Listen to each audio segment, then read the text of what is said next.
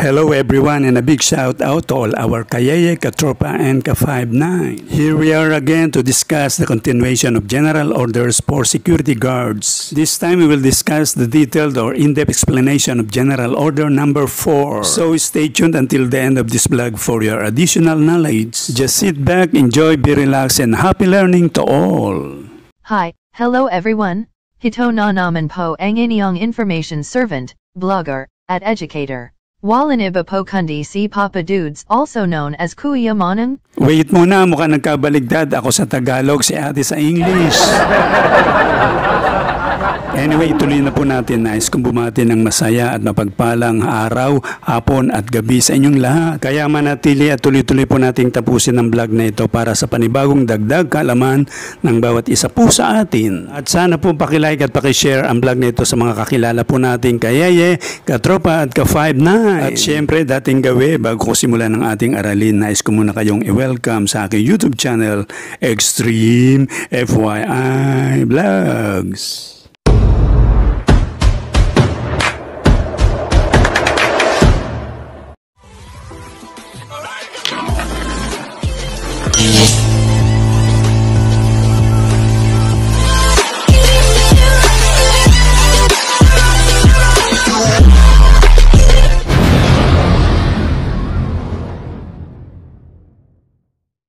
Kung sakaling bago at ngayon nyo palang nasusubaybayan ng aking channel, baka pwede naman po at sana po paki-click ang subscribe button at notification bell na nasa ilalim ng video ito para masundan nyo po ang mga bago, updated at first vlogs na aking gagawin. Salamat po! A few moments later. General Order Number 4 for Security Guard states, to relay all calls from posts more distant from the security house where I am stationed.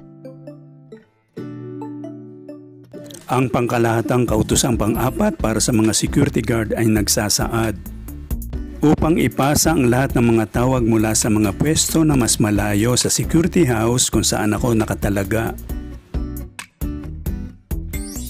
This order is essential for maintaining effective communication and coordination within the security team. Here's a detailed breakdown. Ang kautusan na ito ay mahalaga para sa pagpapanatili ng epektibong komunikasyon at koordinasyon sa loob ng pangkat ng seguridad. Narito ang isang detalyadong pagkasunod-sunod. Purpose of the order. Layunin ng kautusan. The primary goal of this order is to ensure that information and requests for assistance from various posts are communicated efficiently to the security house. This helps in coordinating responses and maintaining overall situational awareness throughout the area. Ang pangunahing layunin ng kautosang ito ay upang matiyak na ang impormasyon at mga kahilingan para sa tulong mula sa iba't ibang mga pwesto ay mahusay na naipaparating sa security house. Nakakatulong ito sa pag-ugnay ng mga tugon at pagpapanatili ng pangkalahatang kamalayan sa sitwasyon sa buong lugar. Key responsibilities. Mga pangunahing pananagutan. Number 1. Relaying calls. Pang-una, pagpasa ng mga tawag. Security guards stationed at the security house are responsible for receiving and forwarding any calls or messages from guards at more distant posts. This includes any reports of incidents, requests for assistance, or general updates. Ang mga security guard na nakatalaga sa security house ang may pananagutan sa pagtanggap at pagpasa ng anumang mga tawag o mga mensahe mula sa mga gwardya sa higit pang malayong mga pwesto. Kabilang dito ang anumang mga ulat ng mga insidente, mga kahilingan para sa tulong o mga pangkalahatang update. Number 2. Maintaining communication. Pangalawa, pinapanatili ang komunikasyon.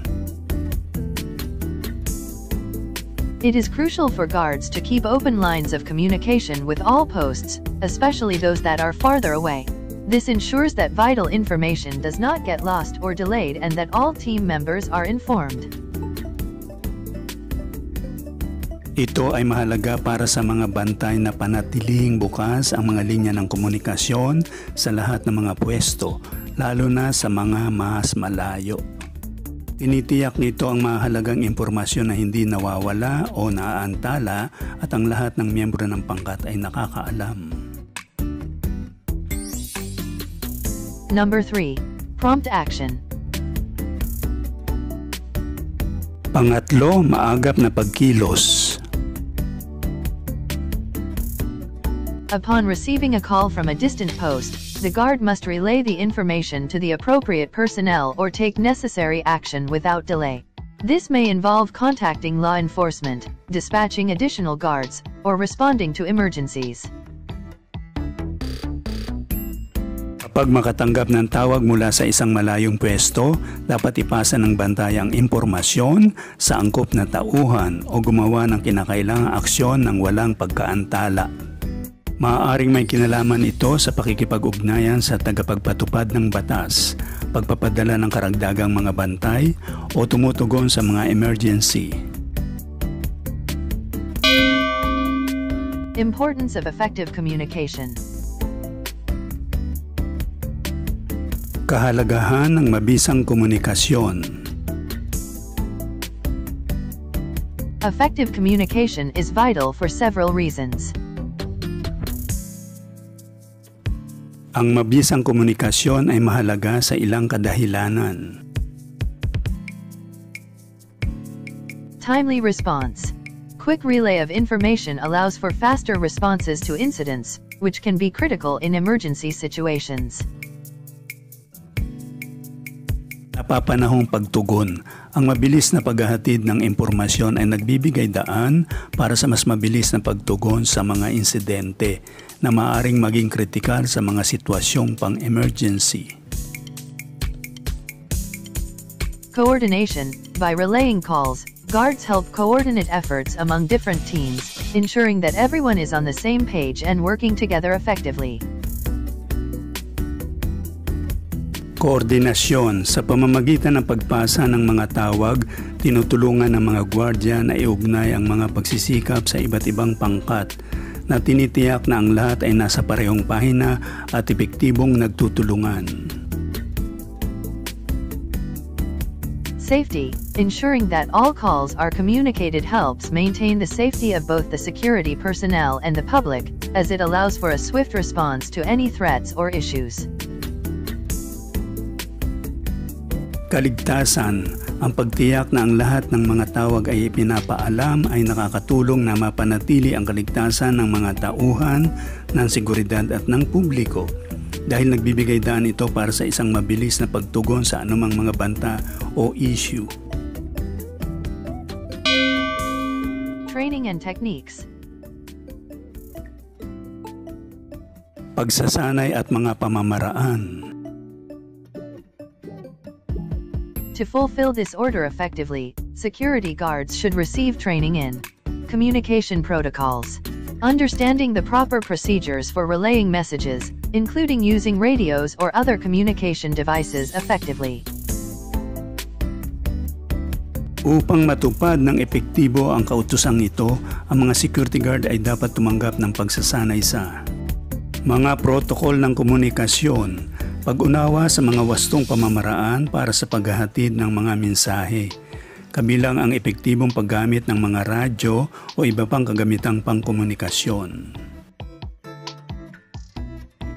Prioritization. Learning how to assess the urgency of calls and prioritize them accordingly to ensure that critical issues are addressed first. Pagprioridad.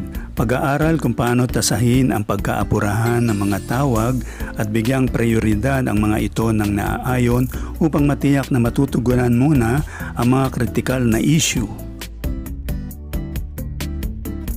Documentation. Keeping accurate logs of calls received and relayed, which can be important for accountability and future reference. Dokumentasyon, pagpapanatili ng tumpak ng mga tala ng mga tawag na natanggap at ipinadala na maaaring maging mahalaga para sa pananagutan at sanggunian sa hinaharap. Now, let us discuss about the summary. Atin nang talakayin ang buod ng paksa. In summary, General Order Number 4 emphasizes the importance of communication in the role of security guards. By relaying calls from distant posts, guards help ensure that all information is shared promptly, enabling an effective and coordinated response to any situation that may arise. Sa kabuuan, binibigyan diin ng pangkalatang kautosang pang-apat ang kahalagahan ng komunikasyon sa papel ng mga security guard. Sa pamamagitan ng pagpadala ng mga tawag mula sa malalayong pwesto, tinutulungan ng mga bantay na matiyak na ang lahat ng impormasyon ay may babahagi kaagad na nagbibigay daan sa isang epektibo at magkakaugnay na tugon sa anumang sitwasyon na maaaring lumitaw.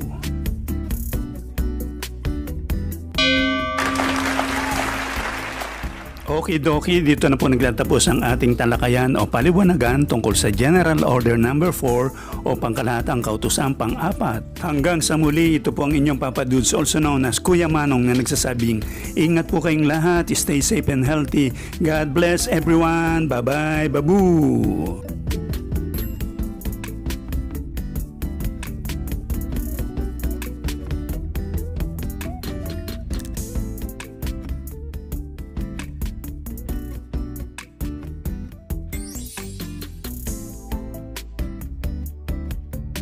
And thank you for watching. Bye-bye.